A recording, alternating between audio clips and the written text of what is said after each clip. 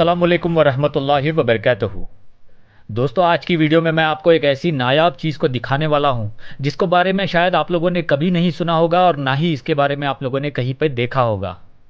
दोस्तों, आज मैं आपको हज़रत टीपू सुल्तान का अत्तरदान या फिर सेंट बॉक्स को दिखाने वाला हूँ जो इतना यूनिक है कि शायद इसके जैसा पूरी दुनिया में दूसरा कहीं नहीं होगा। दोस्तों, वीडियो में आगे बढ़ने से पहले मैं आप लोगों से एक छोटी सी गुजारिश करूंगा कि अगर आप चैनल पर नए हो तो चैनल को ज़रूर सब्सक्राइब कर लीजिए और साथ ही बगल में बेल आइकन होगा उसको भी दबाकर ऑल नोटिफिकेशंस पे सेट कर लीजिए ताकि हमारी वीडियोस की नोटिफिकेशंस आप तक रेगुलरली मिलती रहें। दोस्तों, जब सुल्तान की शहादत हुई तो उसके बाद जब अंग्रेज़ों ने सुल्तान के महल को लूटा तो वहाँ अंग्रेज़ों को कई बेशकीमती और नायाब आर्टिफैक्ट्स मिले थे जिनको अंग्रेज़ सिपाहियों ने लूट कर इंग्लैंड ले गए थे। मगर वक्त के चलते और दौलत के लालच में अंग्रेज़ों ने और उनके डिसेंडेंट्स ने कई ऐसे नायाब चीज़ों को नीलाम कर दिया था या फिर बेच दिया था। और वैसे ही नायाब आर्टिफैक्ट्स में से दो बेहद खूबसूरत और बेहद बेशकीमती दो इत्तरदानों को सुल्तान के महल से उठाया गया था। दोस्तों, अभी जो आप स्क्रीन पर देख रहे हो ये वही दो इत्तरदान या फिर सेंट के कैस्केट्स हैं। इन इत्तरदानों को अगर आप ऊपरी नज़र से देखोगे तो ये बस एक बॉक्स की तरह दिखते हैं, लेकिन अगर आपने थोड़ा सा डीप एनालिसिस किया तो आपको इनके बारे में बहुत कुछ पता चलेगा। चलिए पहले इन इत्तरदानों को चारों तरफ से देखते हैं और साथ ही मैं आपको इनके बारे में एक्सप्लेन करता जाऊंगा।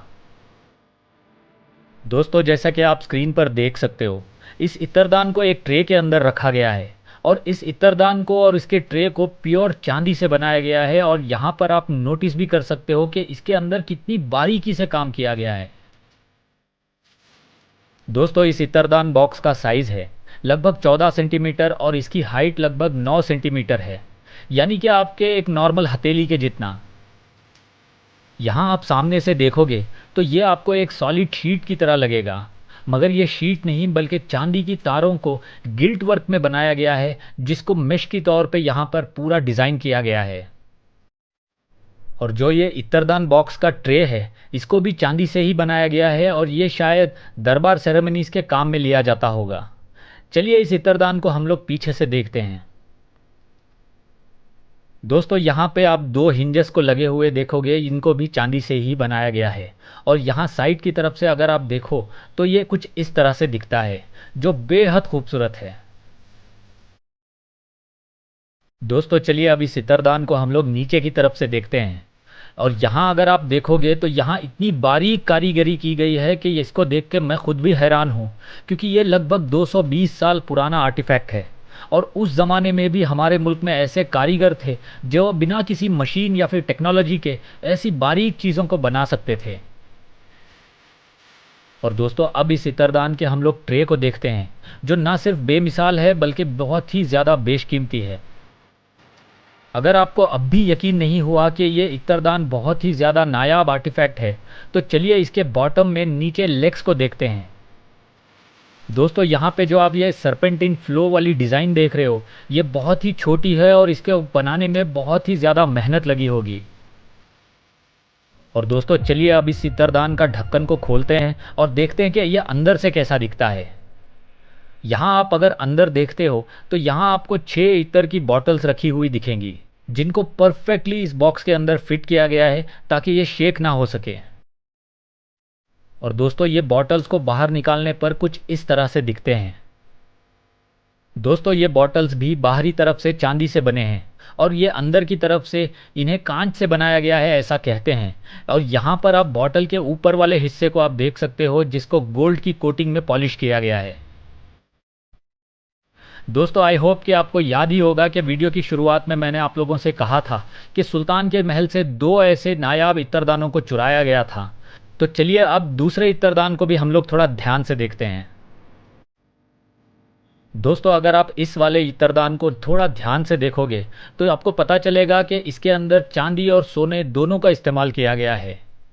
और साथ ही साथ इस इत्तरदान में और वो पहले वाले इत्तरदान में थोड़ा सा फ़र्क है और वो फ़र्क ये है कि इस इत्तरदान में नीचे में ट्रे नहीं बनाया गया है और इसके लेग्स थोड़ा सा सिंपल हैं।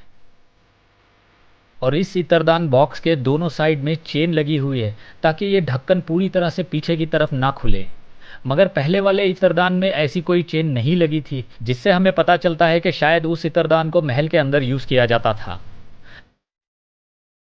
चलो अब इस इत्रदान बॉक्स के अंदर देखते हैं कि ये वाला कैसा दिखता है। दोस्तों इस इत्रदान के अंदर भी 6 बॉटल्स हैं जिसमें अलग अलग टाइप का इत्र को या फिर खुशबू के लिए गुलाब रस को रखा जाता होगा। और इस वाले इत्रदान के अंदर के बॉटल्स कुछ इस तरह से दिखते हैं, यानी कि इन बॉटल्स के ऊपर पूरी तरह से गोल्ड कोटिंग की गई है। लेकिन दोस्तों इसमें और पहले वाले इत्रदान में 2 खास चीज़ें हैं जो इस सुल्तान के इत्रदान को बेहद ख़ास बनाते हैं। क्या आपको पता चला कि वो क्या हैं? चलो मैं ही बता देता हूँ। दोस्तों अगर आप ध्यान से देखोगे तो इस वाले इत्रदान के अंदर एक छोटा सा स्कूपिंग स्पून है और साथ ही यहाँ लेफ्ट साइड में एक फनल को भी रखा गया है। यहाँ देखिए ये रहा फनल और यहाँ इस तरफ है स्कूपिंग स्पून।